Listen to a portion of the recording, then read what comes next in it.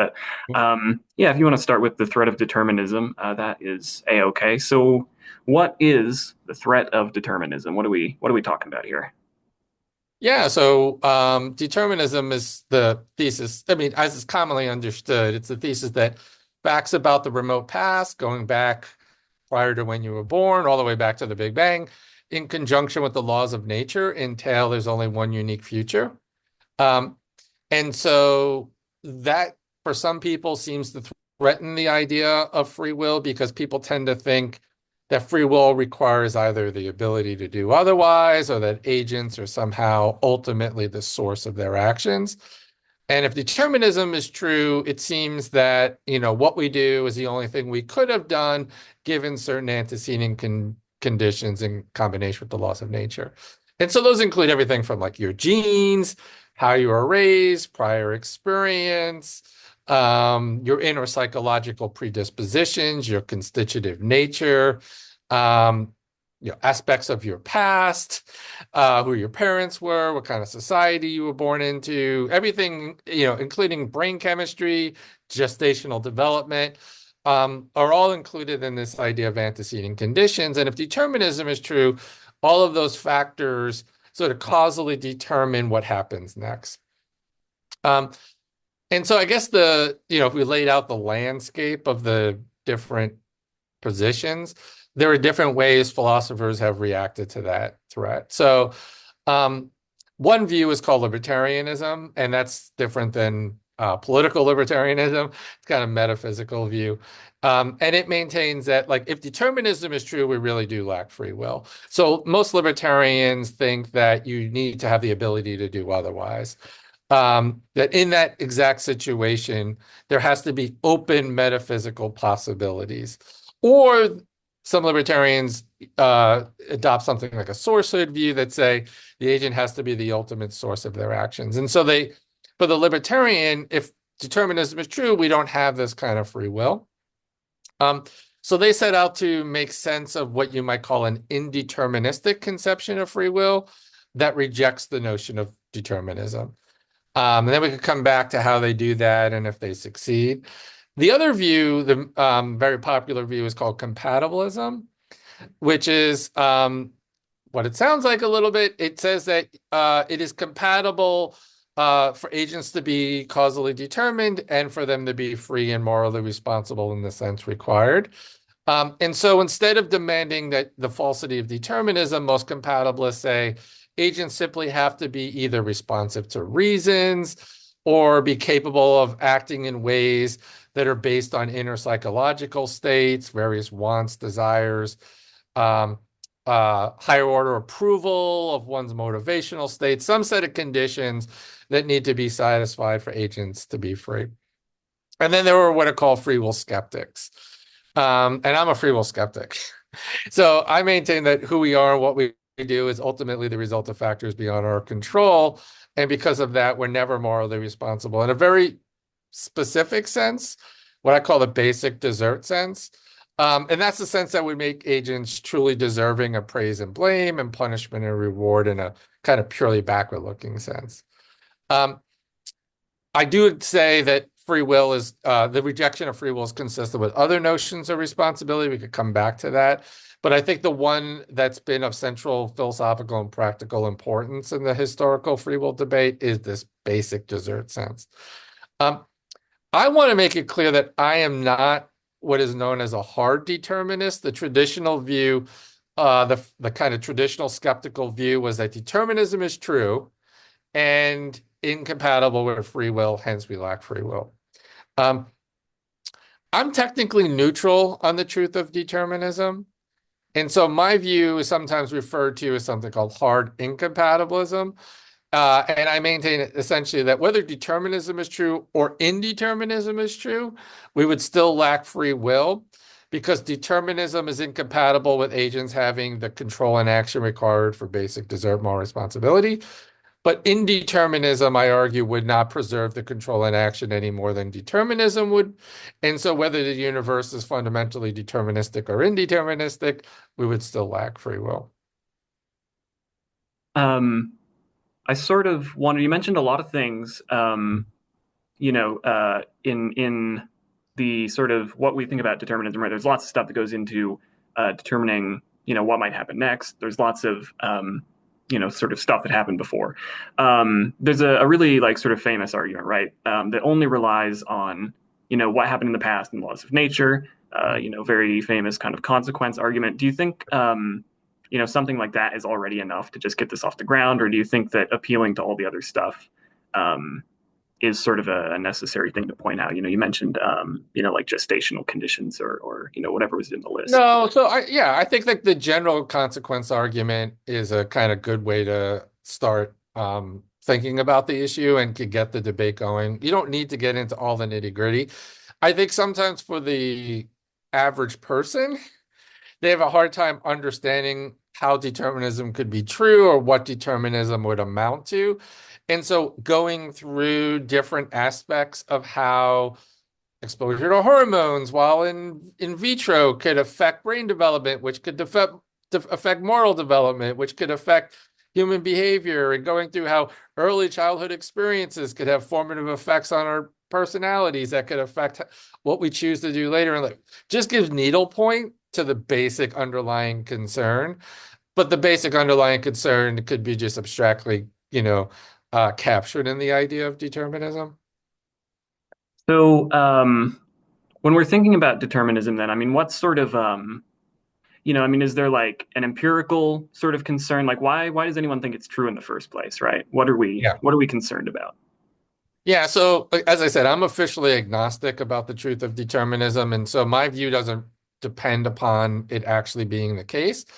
Um, but there's sort of scientific considerations depending on what kind of view you hold, right? So depending on um, like certain compatibilists accept the truth of determinism. In fact, there are some compatibilists who argue determinism has to be true for us to have the kind of control and action, because indeterminism would introduce a kind of randomness that would undermine that control.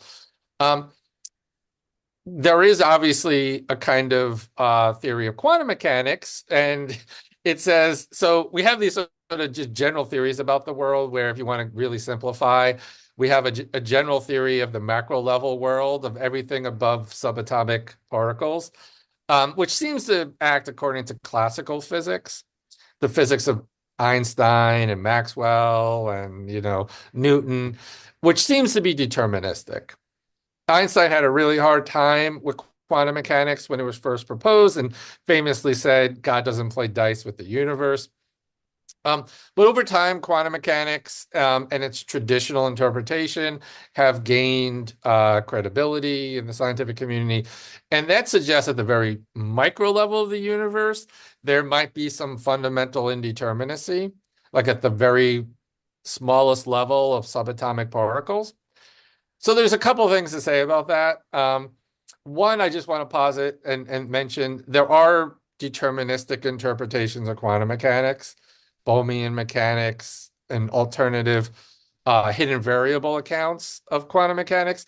So the science isn't settled as to whether the universe, even at that fundamentally smallest level, is deterministic or not. Um, but even if there was quantum indeterminacy at the most fundamental, lowest level, there's still important scientific questions like, um, can those indeterminacies percolate up to a level that matters to human behavior? So that's where you do get into some of the more specific aspects of determinism. So like, yes, could a just general consequence argument be enough? Well, one concern might be, what do the brain sciences tell us about like neural networks? What do the brain sciences tell us about the wetware of the brain? Can quantum indeterminacy exist at the level that would be needed to affect human behavior and reasoning and outcomes and deliberation? And there's an open question about that, right? So there were some neuroscientists, you know, Robert Sapolsky is one who argues that the brain and neuroscience and everything we know fundamentally points in the direction of determinism. And then there are others who argue that even if science hasn't quite proven quantum indeterminacy, can exist at certain level. It hasn't ruled it out. And so they appeal to the possibility of some fundamental indeterminacy existing at the level that would be needed. And then I would just come in and say, whichever turns out to be the case, we should, ask a different set of questions, whether it would preserve the control and action that's needed for what I call basic desert moral responsibility, which I should just say, I define free will as the control and action that's required for this very specific type of moral responsibility, the kind that would make the harm of blame and punishment truly justified, without appealing to forward-looking type considerations. Do agents have that control that would justify these types of treatments? And that's where I think the real philosophical issues lie. Yeah, so that at the end there, you're basically just making the distinction between, being a sourcehood theorist versus a leeway one, right? Yes, I'm a sourcehood theorist for a couple of reasons. One, if you're familiar with Harry Frankfurt's work, there is a whole literature on whether or not what's sometimes called PAP, Yeah. the principle of alternative possibilities, whether that's really necessary for free will and basic desert. My personal sort of secret, like uh background sort of commitment is it probably is, but the Frankfurt literature has gotten so convoluted and the cases have gotten so complex. Um, and there do seem to be cases where your intuition may be agents should be held accountable and morally responsible, even if they couldn't have done otherwise. Um, so the classic example, if you want me to get into it, is this thought experiment where imagine this individual has like a device implanted in their brain, right? Maybe they don't know it's there. Um, and just take a particular choice, like they're going to go into a voting booth and choose candidate A or candidate B, right? Um, and so this neuroscientist, this nefarious neuroscientist, really wants them to vote for candidate B, right? And so they go into the voting booth and he's waiting there to push his device, right? So like if the individual is going to vote independently for candidate B, they'll do nothing. They won't intervene. If it looks like they're about to, vote for candidate A, they'll push a button altering the brain states of this individual, causing them to reason and deliberate in a different manner and choose to vote for candidate B. As it goes, the candidate goes into the voting booth and they independently vote for candidate B without the intervener having to intervene. Now, the challenge are they responsible? And the one intuition that Frankfurt floats is that, well, they couldn't have done otherwise. Because if they had indicated by any kind of neural triggers, and it gets very complex here, if there would have been any neural indicators that they would have voted for A, this intervener would have intervened, and it would have caused them to vote for candidate B, so they could not have voted for candidate A. But his intuition is that the historical causal chain or historical story is such that there was no intervener and the person did it of their own volition, and that's sufficient for them to be morally responsible for having voted for candidate A. Um, so Frankfurt, is that different from what I guess is, some people call now like a sort of flicker theory? Yeah. Or is that like the same thing? Well, the flicker theory comes in as to how do we know what is the indicator that would trigger the intervener to intervene. And then there's a question about like, is the Frankfurt case smuggling in an assumption of determinacy? Are they smuggling in an indeterminacy? Can there be a flicker of freedom where the intervener would have to allow the individual to express some will and then intervene? It gets really, really complex. And so what I try to do is sidestep all of that and argue that instead of appealing to the ability to do otherwise, sourcehood is really the kind of central concern. Is the agent the appropriate source of their actions? And that's kind of what's coming up in a case like this anyway. And then I argue that determinism would be incompatible with agents having the appropriate, being the appropriate source of their actions, the ground basic desert. And the reason would get us into this argument known as the manipulation argument, if you want to get into that. But Yeah, so I guess the sort of approach you want to take then is step one, let's be source code theorists, and then step two, determinism and indeterminism, aren't going to be good enough to sort of establish any kind of meaningful, like, I'm the source of my actions in a sort of meaningfully like robust kind of way. So that's sort of the two-step approach here for you at yeah, least, yeah, yeah, right? yeah. So I mean, do you talk to people that sort of, I don't know, just want to jump off the boat at step one? Or I don't know if you ever talk to people that are just really committed to some kind of genuine alternate possibility, or Yeah, I mean, yeah, if you really hold that the uh unconditional ability to do otherwise, unconditional meaning like there's always a sense of could have done otherwise, meaning if the laws of nature had been different or the past had been different, we would have had a different outcome. The libertarian or the incompatibilist intuition is that keeping everything in the universe exactly the same up until the moment when you choose what to eat for breakfast. Could you have genuinely chosen something other than what you had chosen? If someone really has that intuition, um, I'm happy to argue, against that with standard kinds of considerations about whether or not determinism would be a threat. I do think that some of those intuitions are probably captured just as easily or maybe better with sourcehood considerations. So you would have to just generally kind of get them to see is their intuition, and I think people share kind of a little bit of both. People tend to think for agents to have this kind of responsibility, um, they have to be the appropriate source of their actions. And then the question is, what does that mean? What is the appropriate source?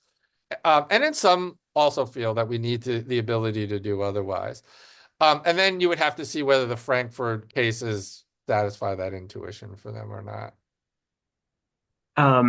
are you familiar with a paper by, I think it was Jack Spencer, Able to Do the Impossible? No, enough of it. Yeah. Okay, yeah. So the basic idea is that um, you might have like sort of unused abilities. So the examples, imagine that you're like in a deterministic universe, and so you're like kind of as capable as all of your peers, and you go to class just like they do, and you learn all the same things that they do and whatever. But you decide one day to like skip class, and like everyone else goes, so they end up knowing something that you don't. Um, and so, and I don't remember if this is like exactly the case, but it's something like this. It's near enough. But the point is, because you're just as capable, it seems like even though determinism is true, you'll never actually learn that fact. It's like metaphysically impossible for you to do it. Um, in one sense, it's like metaphysically impossible, but like it sort of doesn't matter. You just have this unused ability. It seems like sort of intuitively you still could have Mhm. learned that fact, even though there's no Yeah. possible world in which you do. Yeah. So that I don't know. What do you think about that and how that's going to sort of muddy the waters here a little bit? Oh yeah, yeah, yeah. So I don't deny those kind of abilities. In fact, like so some people think if you deny free will, you have to deny all these like common intuitions about agents having reasons responsiveness or certain kinds of capabilities. I think that you could capture those, and I think those are actually really important for certain kinds of moral discussions, right? But I don't think they're sufficient to ground basic desert, right? So yeah, sure. I have and different people will have different capabilities, right? Like LeBron James has the capability of dunking from the free throw line. I don't have that. I just don't have the physical ability. So there's going to be certain abilities agents have as just being normally functioning adults. Then additionally, there will be abilities that extra abilities that individuals have based on physical capabilities, right? That I would lack. My stature and my my physical abilities will limit uh what you might call as genuine abilities. Um I think those are really important, right? So you have the ability to learn this fact in a very common intuitive sense. Most of us have the ability to drive a car. Most of us have the ability to learn how to play the piano, even if you don't actually ever exercise that ability or put the effort in to do it. Um, of course, if you have a disability or there's a metaphysical or cognitive issue that prohibits a certain type of learning, then you wouldn't have an ability to do X in that sense. I think those are all really important distinctions. The question is whether or not those general abilities would be sufficient to ground responsibility. And then I would argue that no. And then there'd be all kinds of arguments for why you would need to have a more robust notion of ability.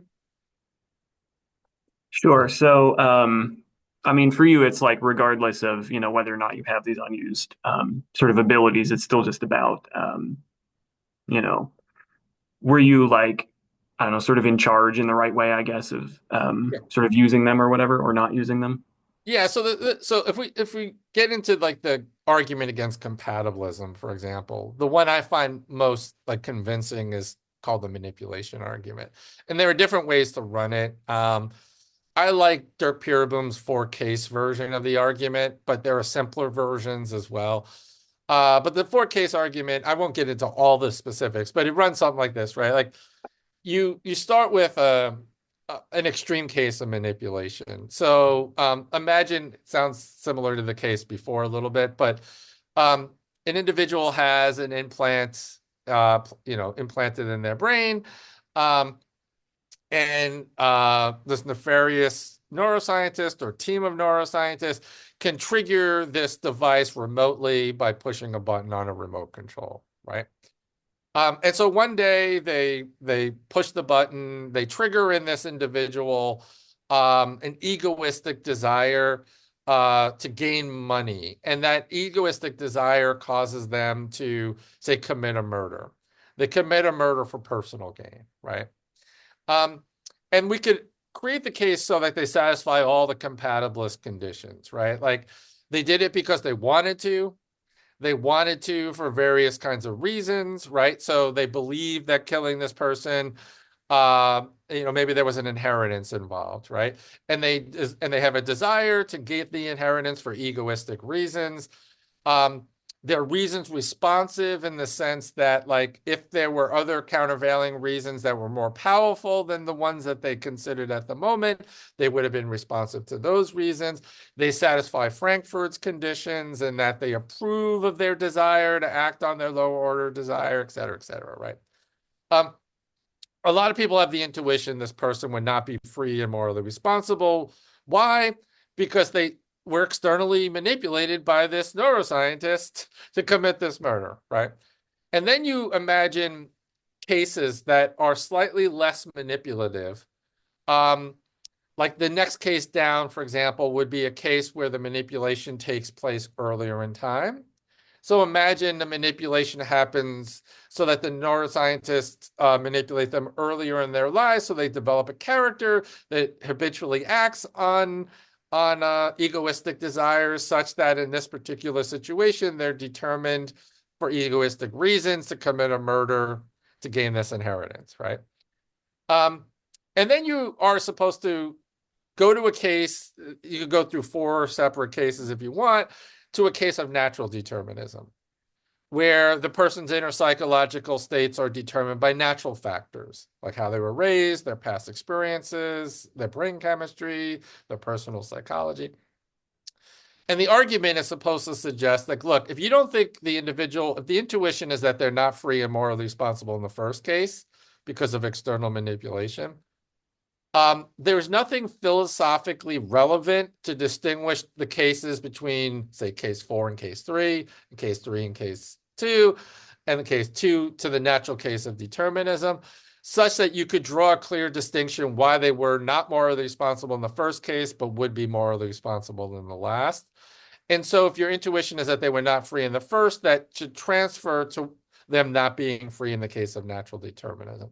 And the most common explanation for that intuition, the argument is, is because the action was ultimately a result of factors beyond the agent's control. Whether those factors are external manipulation or natural, laws of nature or natural determinism, um, in either case, the agent would be acting for reasons beyond their ultimate control. And so determinism should be as much a threat to sourcehood as manipulation should be a threat to sourcehood. That's the basic argument. I mean, you could give simplified versions. There's a Al Mealy version with a zygote argument where like you just, imagine a team of angels who manipulate an individual's life by choosing their sex cells, determining their gene and their zygote. And then, you could mess with these examples however you want. You could imagine like the Truman Show, right? Like every stage of the person's life, like who appears on the stage of Truman's life is introduced by this team of angels, right? Like who they go to kindergarten with, who their first grade teacher is, who they become friends with in third grade. Also that they deterministically are shaped to rob a liquor store on their 21st birthday. And this individual, as planned 21 years earlier, robs this liquor store on their 21st birthday. They do so because they wanted to. They do so because they have a certain psychological makeup. They have a certain kind of psychological predisposition. They satisfy all these compatibilist conditions. And then the argument would be like, if they're not free in the zygote case, like the case where all of this is manipulated by a team of, angels, is there really any relevant difference between that and natural determinism? In the case of natural determinism, you don't choose your sex cells, you don't choose your DNA, you don't choose your zygote or your makeup. You don't control your gestational development. You don't control who you went to kindergarten with or who your second grade teacher was or who your best friend was in third grade.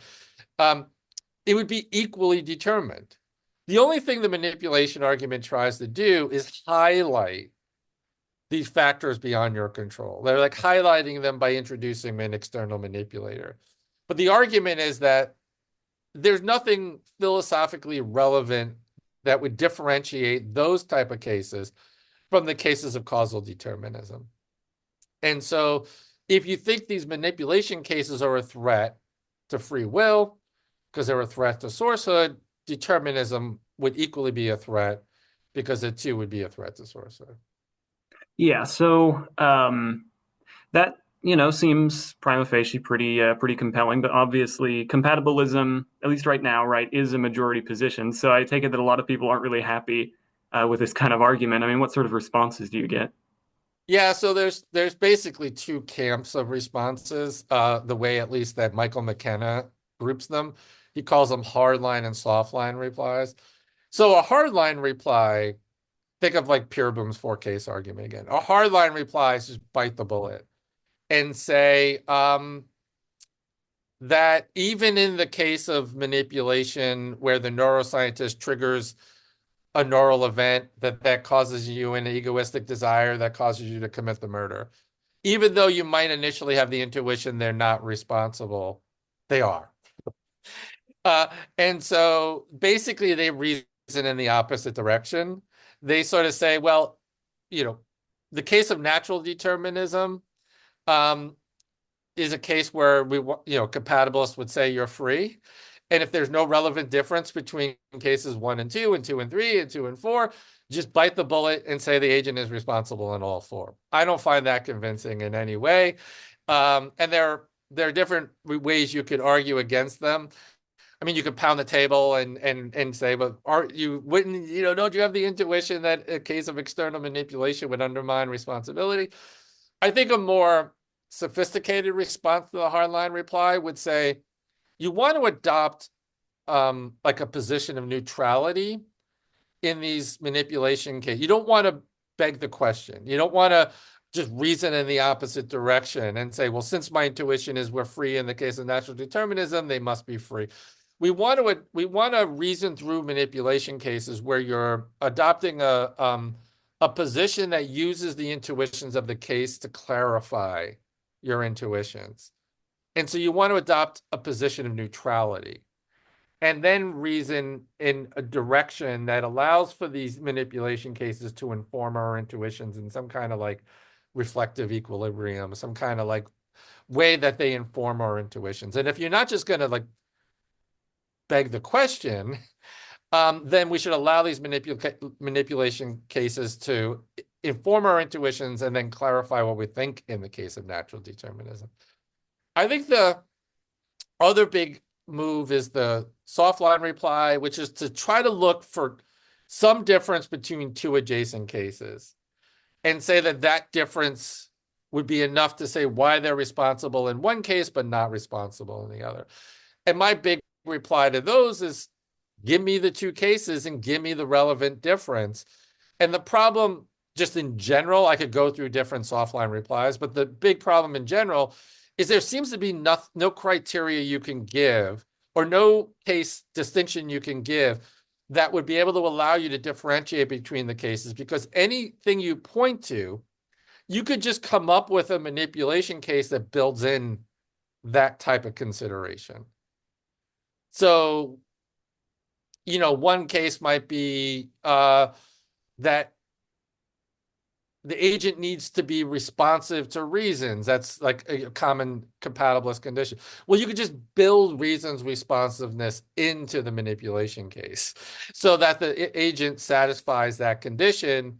And again, generally people's intuitions is, at least in the most extreme case of manipulation, they would still not be responsible. It gets complicated. If you want, we could go through cases, but that's the bent. Generally, those are the two big compatibilist replies. Bite the bullet and say you're responsible in all the cases, even though our intuitions generally maybe suggest you're not. Just say that where they are, or try to differentiate the cases. Yeah, so hopefully that's fine. I don't know. I don't think it's too big of a problem to not, get sort of concrete. I don't know. I think as long as you can follow the argumentative sort of schema that's going on here, Yeah. hopefully that's all right. So maybe we can shift over to libertarianism for a bit then. I think that, a lot of people, maybe I'm wrong, right? I don't have like empirical data on this, but I don't know. It sort of seems like, right? If you talk to like a non-philosopher, right? This is going to be like the default position, right? I mean, I can move my left arm, I can move my right arm, I could get up and leave the meeting right now. I can do whatever I want willy-nilly. This seems like a sort of common sense default position, right? So what's gone wrong with libertarianism to you? Yeah. Well, let me say a couple of things just about that claim, because that's an interesting claim. There's a lot of work in experimental philosophy, which is this area of philosophy that tries to figure out, they call them the folk, like ordinary people, what the folk actually think and whether they are libertarian or whether they're compatibilist. And there's a big debate about this. It does seem that the data is kind of split. Like, so a lot of times, ordinary people, non-philosophers, if you will, seem to express libertarian intuitions. But there do seem to be some cases where you can get them to express compatibilist intuitions. And then there's a whole literature on why. And some people say even in the cases where they're expressing compatibilist, they're smuggling in libertarianism, or they're discounting what determinism really means. So it gets kind of complicated. I tend to agree with you. In my 25 years of teaching, for example, most of my students probably have libertarian intuitions. I mean, any Namius who's a compatibilist tries to disagree. And he has an answer that I kind of think is plausible and might be true to a degree. He says that like ordinary people are metaphysic light. They have a light metaphysics that they're willing to adjust to kind of make sense of their belief in free will. And generally they're libertarian. But if push comes to shove and you tell them science has disproved libertarianism, they still want to blame people, so then they'll become compatibilists.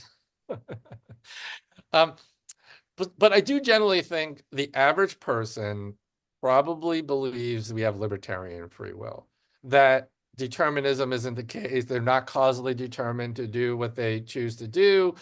And that there's some sort of genuine metaphysical open possibilities in front of them. And then the question is, can we make sense of that? And can that be possible? And my answer is no. And there's two, we have to talk about two separate libertarian views, I guess. So one kind of libertarianism is called event causal libertarianism. I apologize for all the terminology, but it says that at the level of events, think of them like dominoes or just at the level of events in the universe, um, there's some fundamental indeterminacy. And that indeterminacy at the level of events would be enough to preserve free will. So go back to quantum indeterminacy, right? Perhaps. Maybe it can percolate up to a level that matters. Well, my answer to that view is that that would not preserve the control and action required for free will because agents would not have the ability to settle outcomes. And so think of it like a case where an agent is trying to choose between doing A or B. Let's say they're trying to decide whether to stay home from work tomorrow and spend the day with their dying mother, or go into work because they have an important meeting with a client that could be extremely lucrative, right? And they have reasons for doing either, right? Like, there's reasons for spending time with your dying mother. You only have a few days left. There's also selfish reasons for going to work and trying to land this huge client, right? Financially, there's reasons for doing that. The libertarian who says, at that moment when I can't decide, some quantum indeterminacy affects the outcome, like a flipping of a coin, a probabilistic flipping of a coin. Well, I would say agents are no more in control of quantum indeterminacies or quantum flippings of a coin than they are of determined events. And if the choice and action is the result of this quantum indeterminacy, the agent is not settling that outcome. They don't have the requisite control to be responsible, because there were different ways of some call this the luck argument. Some people call it the disappearing agent argument, because at the moment that matters, i.e. the moment where we settle whether we do A or B, the agent disappears. It's not the agent who settles it. It's a quantum event that settles it. And that seems no more in the control of the agent than determinism would be within the control of the agent. Another way of doing it is the rollback argument. Imagine your rollback time and you let the tape unfold. If there is fundamentally genuine indeterminacy, you would get different outcomes every time.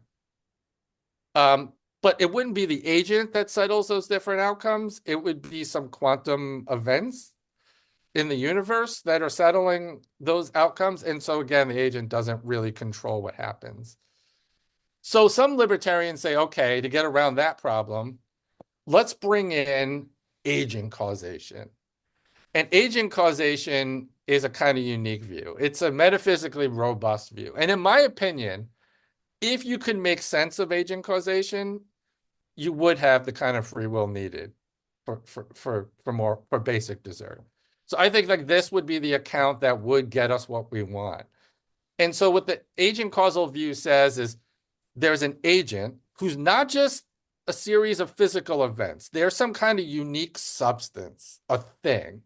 And this is where philosophy gets complicated. A substance is different than an event, right? Like you are somehow a unique substance that's not reducible to events in your brain or chemical activities going on at the neuronal level. You're a substance capable of causing your own actions, but you yourself being uncaused. So basically, you're like a mini God. You're a little uncaused cause. In fact, Robert Chisholm, a very famous agent causal libertarian, uses this terminology of a prime uncaused cause, of a first uncaused, which sometimes we attribute to God as the cause of the universe. But in this case, every time you acted freely, you would be like a mini God, creating ex nihilo, like out of nothing. That's what in Latin that means, out of nothing. It requires that you are qua substance the cause of your own actions, right? You're not doing it because of your brain chemistry or neurons firing or any physical events happening in the body. Somehow you're separate from all of that. So depending on your brand of agent causation, you could be a dualist, who says the mind is independent of the body. There's another kind that requires kind of radical emergentism, which is at a level of the self. It is an emergent substance that emerges out of physical substances, but is a unique substance, non-reducible, and has unique causal powers. Right. Um, I think, wow, that would really save free will, probably. But my reason for rejecting that view is, well, there's multiple reasons. One is it requires a robust metaphysical view that doesn't fit with our best philosophical and scientific theories about the world. Do we have any good reason to think we are these kind of radical emergent substances, or that we're unique substances separate from our physical bodies? I would say no. A second problem with that view is even if you embrace that metaphysical view, even though we lack sort of reasons or evidence to think it's true, how would you account for mental causation?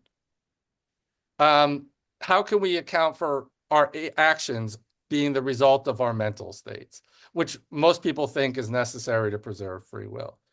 And there's all kinds of well-known problems with trying to explain how that's impossible.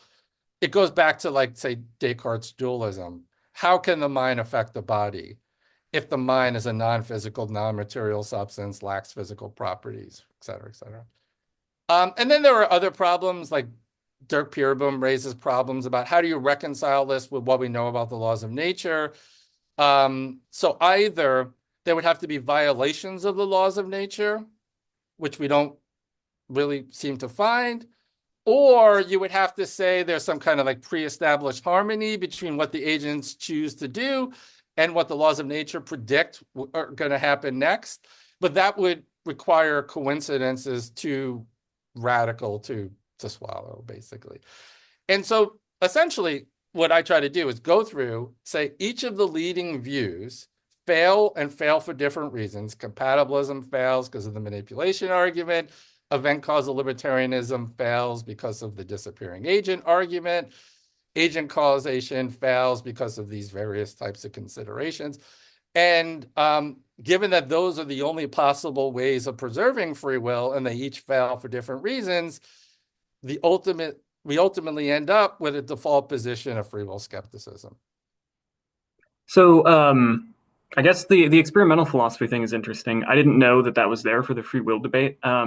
They do have stuff in metaethics. They do the same kind of thing because moral philosophers like to talk about realism being kind of like the common sense view, and then there are sort of experimental philosophers who want to say no, that's actually not right. The data just doesn't support that, so that you don't get to like make that point.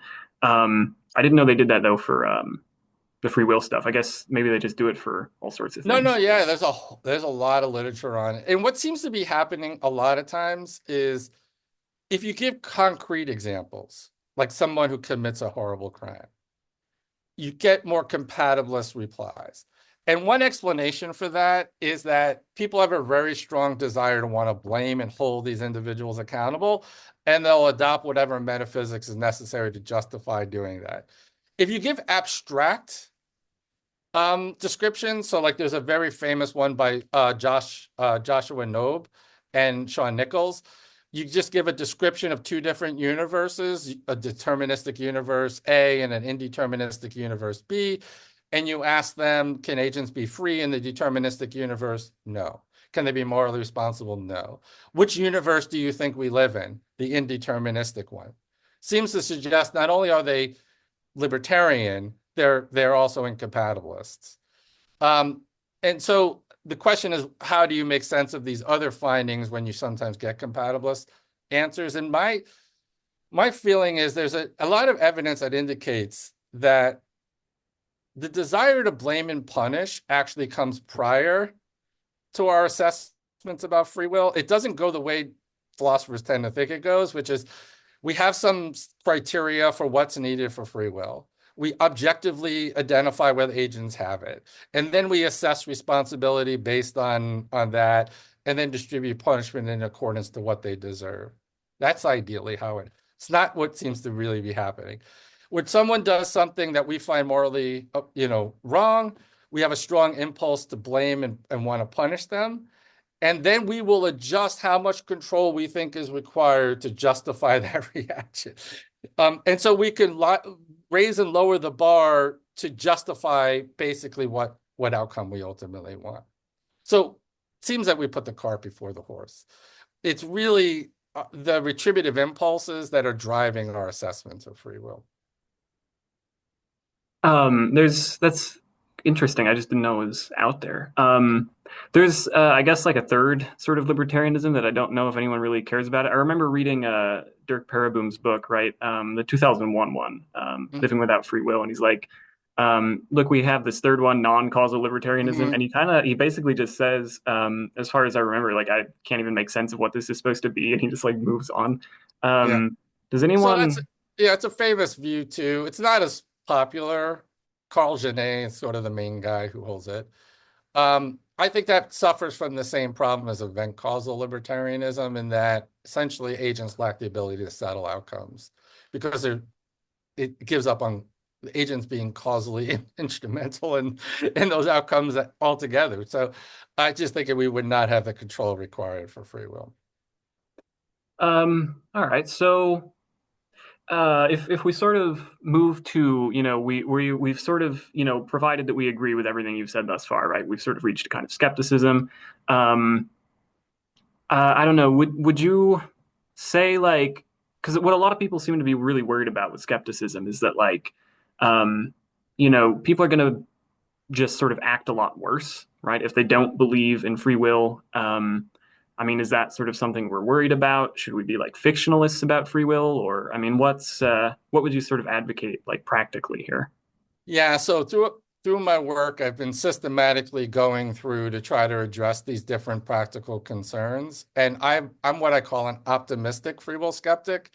So not only am I a free will skeptic, I believe giving up the belief in free will is not only possible, it's preferable, which is contrary to what a lot of people tend to think. Um, and so what I've argued is you can maintain pretty much everything we really care about. Interpersonal relationships, love, morality, um, moral responsibility in a forward-looking sense, not in a basic desert sense. I've written a whole book on what to do in the criminal justice system if we give up the belief in free will. I've written about creativity. And so right now I'm actually finishing a book called How to Live Well Without Free Will, which is less about the arguments against free will and completely about all of these practical implications. And I go through these different domains: love, friendship, creativity, morality, and basically argue that not only can we live well, we can live better without the belief in free will. And I mean, it's a lot of stuff to go through all of it. But I mean, in general, I would say the belief in free will has been used um, to justify excessively punitive practices in criminal justice. It's been used to justify economic inequality because individuals freely chose to be poor or wealthy in their own efforts, and desert licensed them having more or having less. Um, we've used the notion of free will to justify, educational inequity and blaming those who are misfortunate for their own circumstances. You find it in healthcare policies where we adopt kind of punitive policies toward people who suffer from obesity or addiction because somehow they freely chose to have those medical conditions and therefore should be penalized. We see it in public policy about everything from like welfare to government support for the poor. And so I've actually gone through and argued that giving up the belief in just deserts, that individuals justly deserve to be praised or blamed, punished or rewarded, giving up this pernicious belief in just deserts can free us from some of these negative outcomes and could allow us to look more deeply into the causes that shape individual behavior. And that will allow us to adopt more humane and practical policies that are more effective, but also better, more justified, and also clearly more humane. Well, in my view, more humane. So I guess there's kind of two things that I sort of want to get to. One is about, distributive justice, because I do think obviously this is going to have pretty big implications. But there's another thing that, some people really like to talk about, reactive attitudes, right? So it's like, I do something that you find sort of praiseworthy, and you praise me for it. That just seems like part of our everyday experience. I mean, what are we supposed to do? I don't know. Do we just like give that up, or like it doesn't make any sense, right? Like if I was just sort of gonna do what I was gonna do anyway, right? I mean, what do we do about like reactive attitudes? Yeah, so I've written a lot about this and the Straussonian kind of view. So first off, I want to say there are a lot of reactive attitudes that are not dependent on free will and basic desert, and so there would be no reason to have to get rid of them. The ones that everyone talks about are resentment, indignation, moral anger, retributive punishment. Those kind of attitudes and judgments are the reactive ones that seem to predispose basic desert, right? And so my argument would be actually many of those are suboptimal. Like resentment, indignation, moral anger could be corrosive to our interpersonal relationships. They could undermine our parenting methodologies. They could be counterproductive in the context of education and go through intimate relationships, et cetera. And so, yes, we would give up, or at least we would have to acknowledge that we're not justified in expressing resentment, indignation, and moral anger. But I would also argue that there are replacement attitudes that could do much of the same work as these desert-based reactive attitudes do. And we'd be better off for adopting the alternatives because the ones that everyone thinks are so essential, I think, are actually suboptimal and perhaps do more harm than good. So yeah, I mean, I don't know. Let's sort of get a little bit concrete. So I mean, there's like a quarantine example that I think I've seen you and Dirk Paraboom both sort of use before, and the idea is people are sort of wondering about like well, if nobody's sort of responsible in that basic kind of way, right? I mean, what are we supposed to do? And the idea is, well, I mean, it's not like we can't do nothing, right? I mean, it's like if you Mm. quarantine people for being sick, like you don't have to blame people or Yeah, hold them sort of responsible for being sick, but you can still like do stuff about it. yeah. So the idea of criminal justice and what do we do for child molesters and serial killers, right? So the idea would be, retributive punishment is kind of a standard view, but that requires the kind of free will I'm rejecting. And that's a punishment that is distributed on the grounds that the individual deserves it, right? And I reject that. So what do we do in its stead? And so the idea would be something like the public health quarantine model. So if I were to come meet you in person and I contract Ebola and I test positive at the airport, I think everyone would agree the society that the state is justified in quarantining me, i.e., restricting my liberty. And you could justify that, on my view, on the grounds of the right of self-defense and prevention of harm to others, without appealing to free will or basic desert or just deserts or retributivism. And so I would say, by analogy, we could justify incapacitation, a restriction of liberty on seriously dangerous criminals, on the grounds of the right of self-defense and prevention of harm to others, analogous to the justification for quarantine. But it also brings with it a whole lot of reform of the criminal justice system. So, like in the case of quarantine, you don't just quarantine me, you have a moral duty to treat me and then release me the minute I'm no longer a threat. And so, what I would argue is that the criminal justice system should be reoriented toward rehabilitation and reintegration rather than adopting a punitive approach to crime. And more than that, the public health part of my model says we should also shift the focus away from these reactions to crime and toward a preventative approach that focuses on prevention and social justice. And just like we do in public health. So, like, think of a real public health issue. Like, look at more infant mortality rates in India, and you'll find that they're worse than in the United States, right? More children die in childbirth or in early adolescence. And so the question would be, what are the reasons for this poor health outcome? And when you look, you realize a lot of them have to do with social injustices or structural features of society, like women's rights issues and literacy and reproductive control over their own bodies. Women in India don't always have a say on how many children they have or how many pregnancies they attempt to undergo, and they end up dying in childbirth or running into complications. So to correct the poor health outcome, you have to actually address a social injustice, a structural feature of the society, sexist norms, for example. And so what I would say, and I've done a lot of work on what I call the social determinants of criminal behavior. And I think there's a lot of empirical evidence to support the fact that crime is primarily driven by circumstance. It's driven by low socioeconomic status, early exposure to violence, childhood trauma, um, everything from educational inequity to nutrition to environmental health. And I've gone through and identified like 10 different really important social determinants, both of health, but also criminal behavior. And then the argument would be, sure, yeah, you could punish people if that's your approach, and you could view things through the lens of individual responsibility. But if you really want to keep society safe, the more effective and more humane thing to do would be to try to intervene and adopt a public health approach to addressing the social determinants of criminal behavior.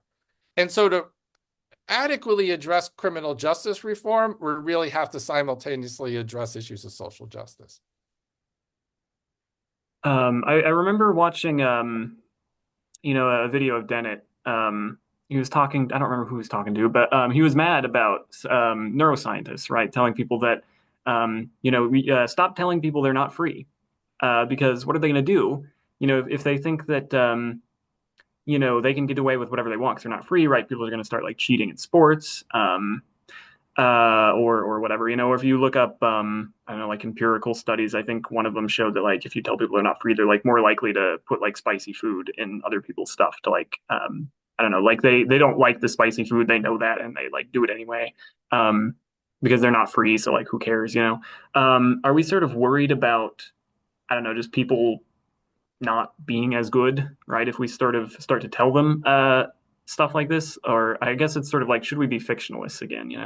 Yeah, no, I would say no, we shouldn't be fictionalists. I think that it's wrong about that fear. So first off, I think as you said earlier, um, if we give up the belief in free will, it's not like anything goes. We could justify sanctions, we could justify incapacitation, we could justify giving people tickets who speed in school zones, and not because they deserve it, but you could justify it on forward-looking grounds as a deterrent. You could justify it on the grounds that it's necessary for safety.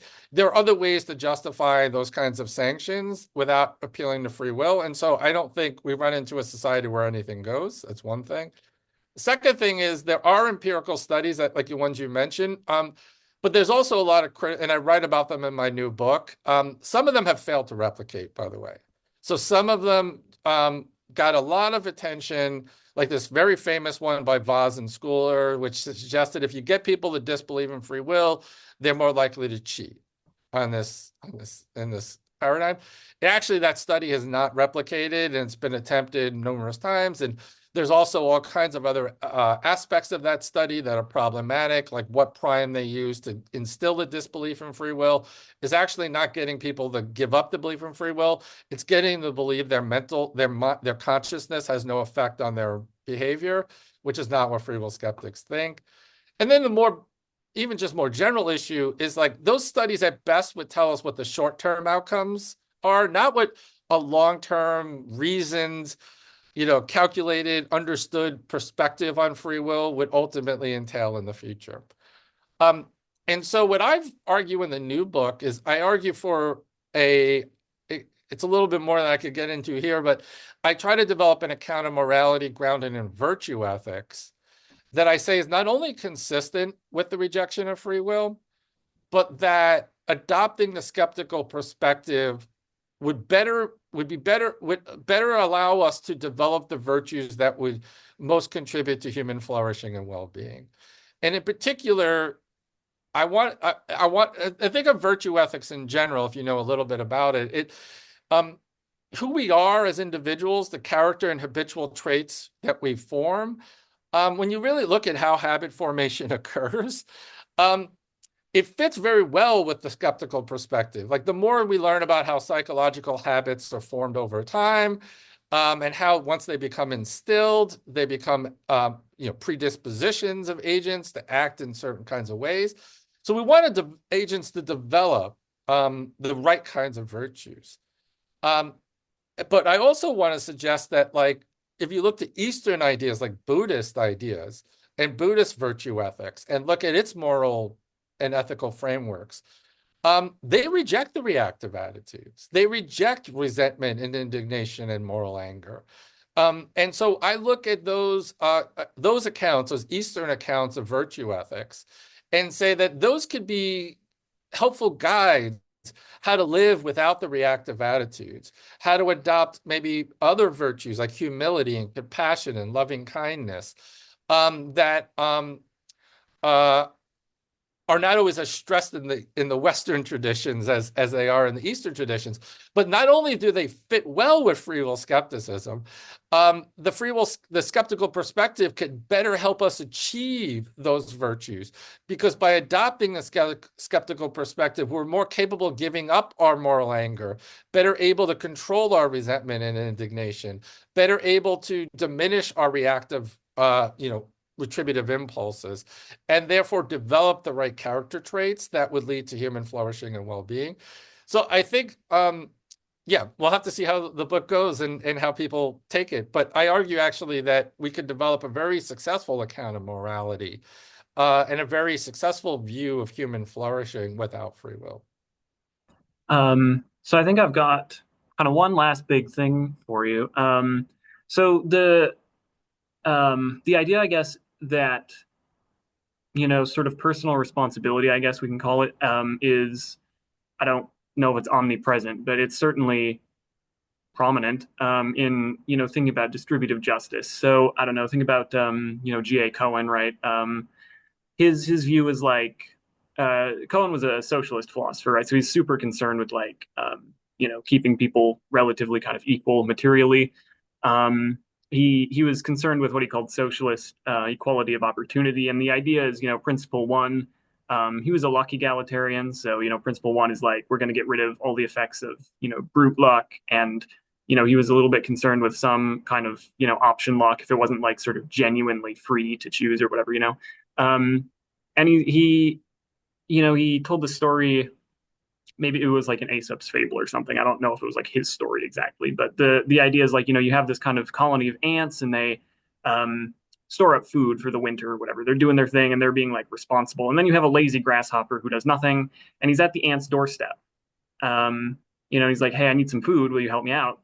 And there was some tension because, on the one hand, he's like, "Well, I mean, personal responsibility, right?"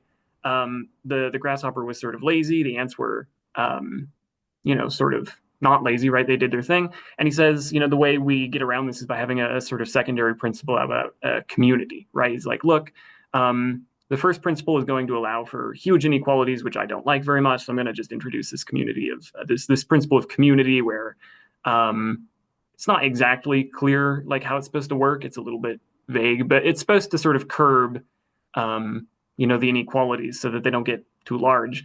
But the point is, I mean, even for someone like, G.A. Cohen, I mean, personal responsibility or, sort of, being responsible in the basic sense or whatever. I mean, it's playing like a really big sort of role, right? I mean, do you think that any inequality is sort of allowed on kind of skeptical grounds on free will, or like how are we supposed to sort of shift our thinking on, issues of distribution? Yeah, so there's a lot in there when you crush it. So let me take the responsibility part first and then get to kind of the distributive and social justice issues. Um, so first off, I reject basic desert, but I also embrace what I call forward-looking account of moral responsibility that's grounded not in basic desert, but grounded in considerations like safety, reconciliation, moral formation, restitution to victims. Um, and those don't presuppose desert. And so I think that normal moral exchanges, certain types of moral protest in the face of wrongdoing can all be justified, but minus the moral anger and minus the kind of harmful, in my view, harmful emotional components that are based on desert, right? Um, But there are other notions of responsibility that are preserved as well. So we have take charge responsibility. Like I could take responsibility for organizing a birthday party. I take responsibility for teaching a course on free will. And those responsibilities require certain obligations on my part. I have to grade the papers that the students submit. I have to make sure I get the birthday cake for the party, right? So you can have take charge responsibility. You could also have what I call attributability, which is I could attribute to you various traits and properties and character flaws. Even if you're not ultimately responsible for having made those flaws yourself, you still possess them, and I could attribute those to you. There's still causal responsibility, like Hurricane Katrina was causally responsible for the destruction of New Orleans, right? And what I would argue is that though, and there were more, by the way, but those notions of responsibility would be sufficient to ground most of the practices we would think necessary to distinguish between the grasshopper and and these other people, right? Like, yeah, you have to take some responsibility, and even in the virtue ethics sense, we should try to instill that kind of take responsibility as a virtue, as a character trait in children, so that they gain the ability to be responsible, and not in the basic desert sense, but in these senses that would lead to forward-looking goods, forward-looking benefits, right? Um, on the social justice thing, that's a really great question. And so I have a chapter in the book on criminal justice. I have a chapter on social justice. Um, and I don't get as deep in the woods about what kinds of distributions of goods I think ideal society should have. I do argue that massive inequality is often predicated on in my view, a problematic notion of merit, which is grounded in desert in a way, and that we often use the myth of free will and the myth of merit as a way to justify massive inequality. And if you give up the belief in free will, we might get more egalitarian and different attitudes towards society. But I tend to adopt what I call a capabilities approach to social justice more than a distributive, like Rawlsian, that there has to be some fixed distribution. I want to make sure that we provide the role of society, and the role of social justice would be to provide individuals with the tools necessary to develop the right capabilities that are essential for human well-being and human flourishing. Um, and so, like, here's just an example of the difference between like a purely distributive and a capabilities. Um, this might be a weird example, but mobility is a functioning that many people need for well-being. You might need mobility and transportation so you could get to work, and then you could earn an income, and then you could care for yourself, right? So what if we just distributed bicycles to everybody? Because that would give mobility or transportation to all individuals, an equitable society where everyone gets a bicycle. Well, what if you were in a society with sexist norms where women were, by the norms of that society, not allowed to drive bicycles? Simply distributing bicycles, so the analogy of like distributing goods or income, would not itself provide the functioning necessary for all individuals to flourish, because the sexist norms would prohibit certain individuals, namely women, from being able to gain the functioning of mobility by simply having a bicycle, because they couldn't exercise that freedom to ride that bicycle in a society that's governed by sexist norms. So before you could just settle the distributive issue, you have to address the structural features that are prohibiting equality, that then would restore that functioning to women, who could then take advantage of, say, transportation as a means to income. So I'd be focused more on making sure we have a societal structure that caters to the opportunities that allow individuals to develop the functionings that would be necessary for human flourishing, more than just saying there has to be a set distribution, right? So I'm not a Marxist or a Rawlsian, or in any sense that like there's a fixed distribution that an ideal society would have to reach.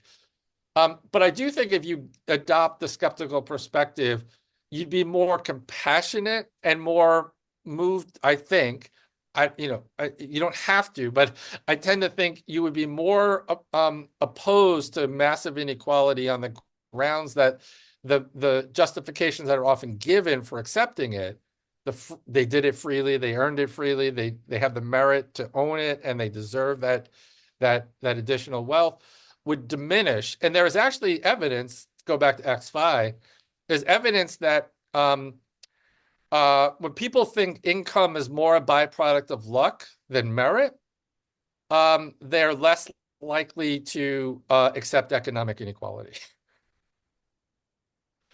So So that you can finish your thought if yeah, you so had that something. would suggest that if you think like a lot of this is just byproducts of luck, who my parents were, what society, what structure, my constitutive nature, and less to do with free will, we might be less willing to accept inequality at least on the drastic scale. Now, I think you might allow for some inequality as a motivation for hard work or a motivation for trying to earn more, or as um, as an incentive to take on more burdensome types of jobs and to spur innovation. But I think you would have a more equitable society, or you'd be more concerned with social justice issues. Um, I think, if you adopted a view that didn't see it all as a byproduct of individual responsibility, accountability, and desert. So, suppose we sort of like meet the criteria, right? Like, we all sort of have like equal opportunities, right? And then, I don't know, you and I can both like have the same job or whatever, and we can sort of like set our own hours, and you go to work for like 8 hours, and then I go to work for like 4 hours and like come home and like watch Netflix or something.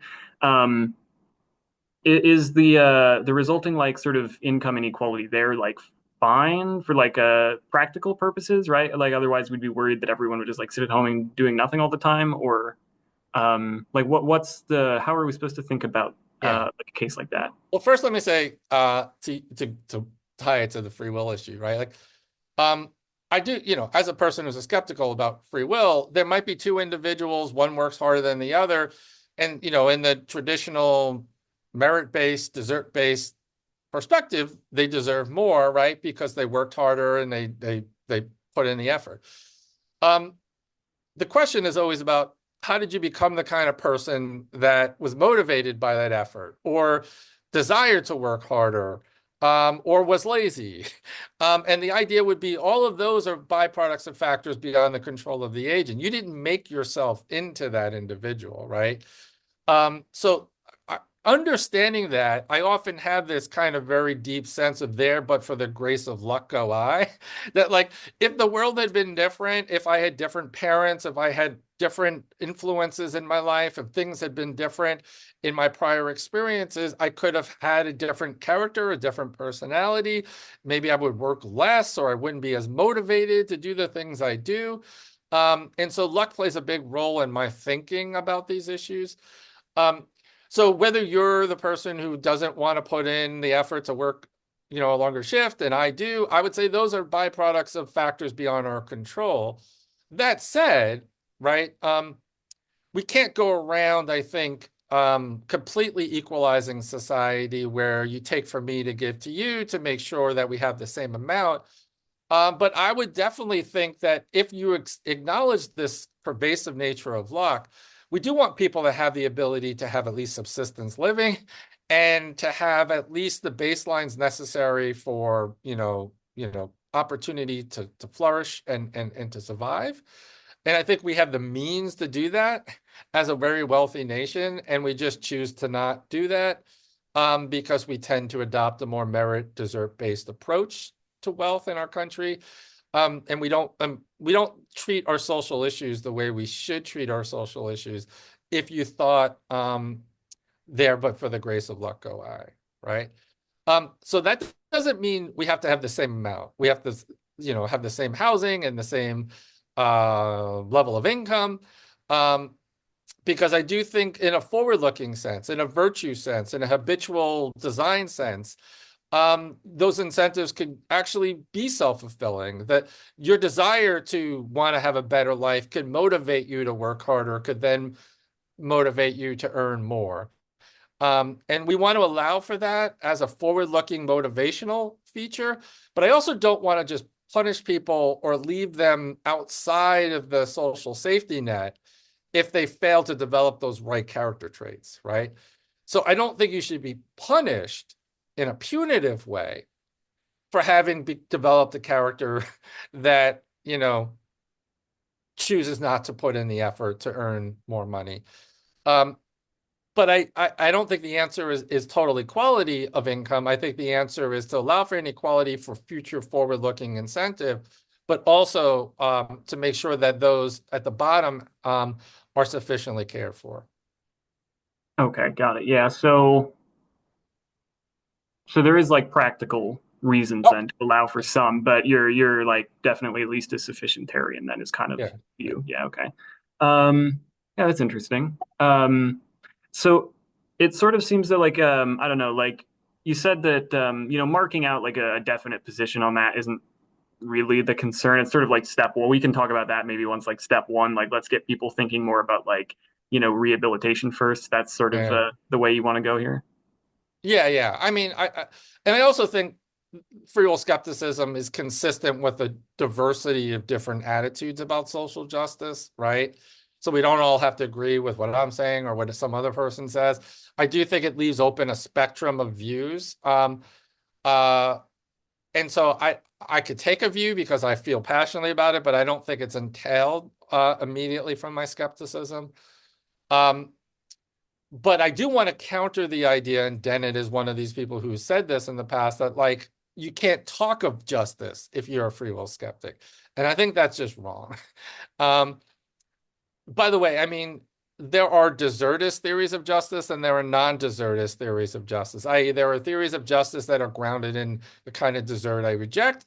And then there are many theories of justice that aren't, and you could choose from any of those array of non-desertist theories of justice if you're a free will skeptic, right? Rawls, by the way, it was a non-desertist. Rawls was very well attuned to the idea that the lottery of life isn't fair. And part of the veil of ignorance was precisely that, to screen out contingencies of birth. I didn't earn whiteness. I didn't earn maleness. Um, I didn't earn my cognitive abilities. Um, and I didn't, choose to not be able to dunk a basketball from the free throw line, right? That was like, I'm not LeBron James, right? So we're not all born with equal abilities, but Rawls also wants to say you shouldn't be punished or rewarded for things that you didn't earn in that regard.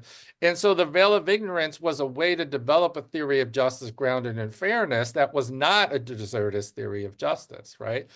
Um, but then there are alternatives. I think the capabilities approach could be viewed as a non-desertist theory of justice. I think even Nozick's theory, in a way, could be viewed as a non-desertist theory of justice. Um, if you think of the distribution not being determined by merit, but by determined of a historical account of free exchanges, right? And so what I would just suggest is I'm not a Rawls, I'm not a Nozick libertarian in a political sense. Um, but if you're a free will skeptic, you can talk about justice and you could choose which of these theories of justice you think best accounts for your conception of justice, as long as you pick one that isn't predicated on the notion of desert. Um, I mean, so that's interesting about Nozick, though. I mean, definitely Nozick himself at least would have considered it like a sort of like merit thing, right? Like you sort of made Yeah, good decisions on there the are market, aspects of right? Like, there are aspects of Nozick clearly when he's even reacting to Rawls, where and Rawls's non-desertist aspects that he does seem to care a lot about desert. But I also think in an abstract kind of way, the causal story, the historical story versus the time slice approach that he's objecting to, um, in a way it doesn't require that we distribute goods based on merit. It depends on how we got from time one to time two. So like, the famous Wilt Chamberlain case. If I Yeah. choose to give Wilt Chamberlain 25 cents and you choose to give him 25 cents, and over time he has $250,000 more than the rest of us, um, Nozick doesn't quite say he should have that money because of merit, but he should have it because it was the byproduct of free voluntary exchanges. Um, I guess you could say merit on one conception of merit, but you could also say we could give things to people who don't merit it. Like maybe I choose to give money freely to a charity and I do it because I feel pity, not because I feel they deserve it. He would be okay with whatever that distribution was at the end of the day, because it was the byproduct of free voluntary exchanges. But maybe you're right. Maybe there's more of a case for dessert on Nozick's theory than Rawls's theory. But yeah. Yeah, I guess I don't know. It was just sort of interesting that you made that comment. Obviously, I mean, I'm not like super concerned with it. Just sort of interesting. Um, yeah, all right. I mean, I think that that's um, sort of big picture, at least. I think hopefully, people that want to get into the free will debate, have a lot to chew on here. I mean, I Yeah. think we've sort of outlined what's going on. And, to the extent that people don't really agree with you, I mean, you've given them your reasons. They can sort of, Yeah. they get something to think about. Yeah. So, Yeah. Absolutely. um, yeah, I don't know. I thought that was good. Hopefully people like it. Yeah. Um, you got any, if you want to like, plug your book again or something. Yeah, the new one's How to Live Well Without Free Will. And then I have that book with Dan Dennett, which is about a lot of the same issues called Just Desserts Debating Free Will, where we debate a lot of these same issues. So if you're interested in that. Probably much greater detail than was Yeah. done here, but Yeah. yeah, okay. Yeah, all right. So that was Gregg Caruso, everybody. Thanks for joining us. Hopefully you got something to think about. Thanks for being here, Greg. Yeah. Thank you.